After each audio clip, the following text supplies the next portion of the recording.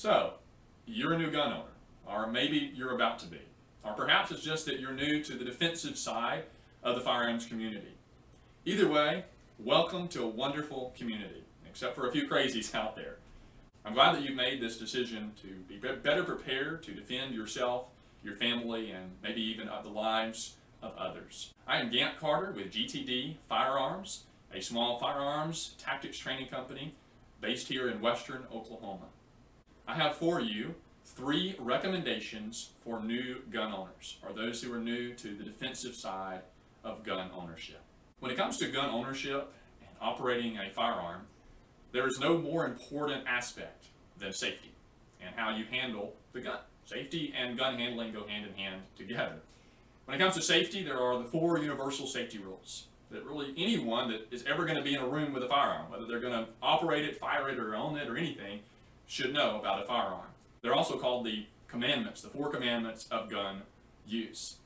One of the 4 rules of gun safety is that you always make sure you point a gun in a safe direction, or that you don't point a firearm, especially the muzzle, in a direction that you would not want to shoot at someone or something that you would not want a projectile to harm. Another of the 4 safety rules concerns what you do with your trigger finger, that you keep the trigger finger off the trigger, outside the trigger guard, until you're ready to shoot.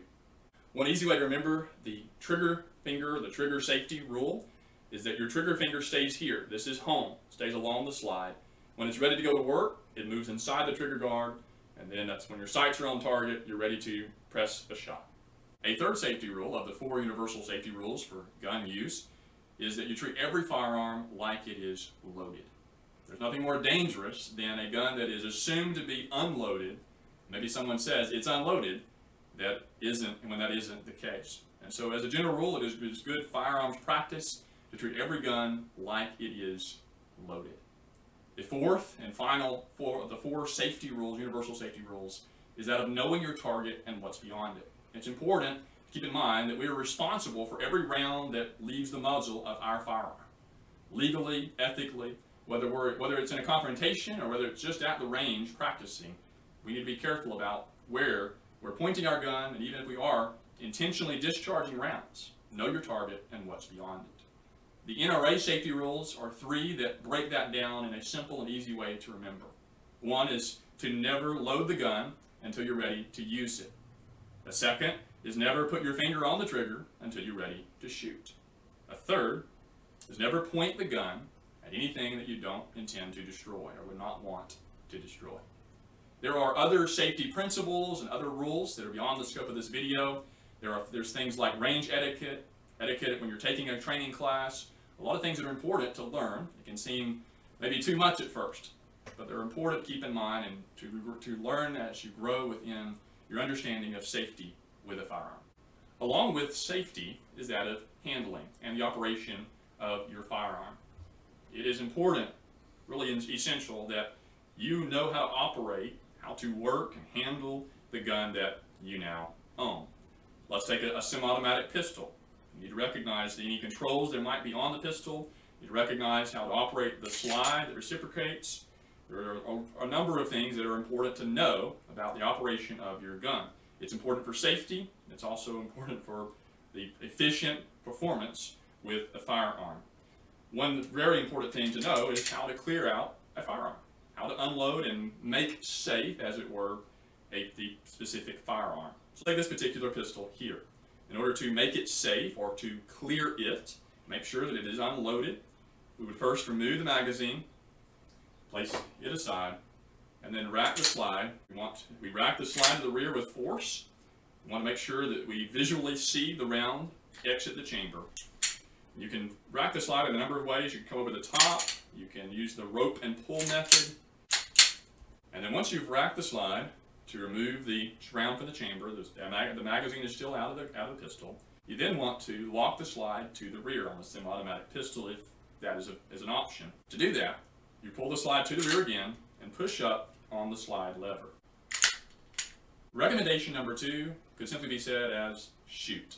And I don't mean that as some type of euphemism, but as a reference to using your gun, actually shooting the gun. It might be easy to purchase the gun, and you're excited about the purchase, and then the gun goes home with you, and never leaves its box or its case. It's important. Not that you want it to happen, but if you're intending to potentially use this firearm to protect innocent life, it's important to recognize that just owning the gun is far from sufficient. It's important to actually practice, actually go out to the range and shoot the gun. It's also important to keep in mind that guns are fun. Have fun when you go out and shoot. There's no problem with that. They're lots of fun. It is rare that a range session is not a ton of fun. But it's also important to remember that it's serious. Gun safety should always be serious. We should always be intentional and careful about gun safety. It's also important that we keep our seriousness when it comes to defensive.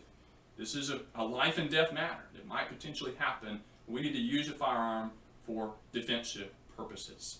Another aspect that's important to remember is that guns, especially within a defensive context, are tools first. Now, they can be toys or fun, as we said, second or maybe third, but it's important to remember that it's okay for them to get scratches, to get dirty. If you're going to use the gun, if you're going to practice with it, if you're going to carry it, if you're going to practice draws from a holster, you're going to get holster wear, things like that are just a good sign that you're putting in the proper amount of time and effort and money, investing in the training and the practice that you need to be better prepared to defend yourself and your family.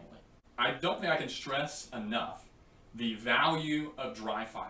It is one aspect of owning, especially a handgun, that is often underappreciated, undervalued, and yet you can practice so much without having to leave your home, without range fees or ammunition purchases or any of those things. And you can practice a whole list, a long list of different aspects, from trigger control to grip to movement and a whole host of things. Really, you can practice everything about using a handgun except recoil management. Now, recoil management is a big deal, sure, but there's a great value in dry fire practice on your own. Another suggestion under the heading of shooting your gun is to take at least one training class.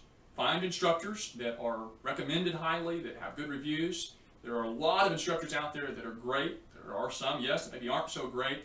Be wary of those. But it's important to get some formal training under your belt. There's value to maintaining that training. Shooting skills are very perishable. So you need to be practicing at the range and dry fire, but also getting instruction from those who are able to help us with our gun skills, our tactics, various aspects of efficiently and effectively operating a firearm. Keep in mind that a class will not generally make you a better shooter. As a general rule, you're not going to take a 2-day class and instantly be a better shooter. It will take continued practice on your part, taking what you learn from the classes and putting them into practice on a more frequent and consistent basis. But let's remember that just having a gun is the first step. Let's practice, let's get training, let's dry fire, let's learn to be effective users of a handgun. The third and final suggestion for new gun owners or new to the defensive community is to continue to increase your knowledge, both intellectual knowledge, what might be called in the old phrase book learning, read books, watch YouTube videos, take classes, visit with mentors and friends in the community, increase your understanding of how guns work, of how marksmanship works, of tactics, mindset, all of those things that you need to know. You're also encouraged to continue to, of course, work on those hands-on skills, the actual skills that you need, physical skills that you need to operate the gun, from grip and trigger control and position and all of the above. It's important that we continue to learn and grow. Let's recognize that all of us are students, whether we're instructors or whatever our experience or skill level is. All of us, to some degree or another, are students of the gun. Now, we may not all recognize that, but another thing to keep in mind is that as we continue to increase our knowledge and as our skills grow, let's strive for healthy confidence with a gun, but let's avoid arrogance. Recognize the value of humility. Knowledge is great, but humility is so important. Another thing to keep in mind is that not everyone is an expert. Now, almost everyone may think they are, may claim to be. Yes, be involved in the forums and maybe the social media groups and take classes and all of that. But let's always remember that just because something claims something, because they say something to us and tell us this is the way, doesn't necessarily mean that it is. Let's strive to be knowledgeable, let's strive to be confident, but let's remain humble and keep an open mind when it comes to all aspects of gun operation, while at the bottom of that, remembering to maintain proper safety, remembering that we never know too much or are never too advanced in our skills to leave behind the basics, the safety of operating a handgun. Thank you for taking the time to watch this video. I do hope these suggestions are helpful to you as a new gun owner.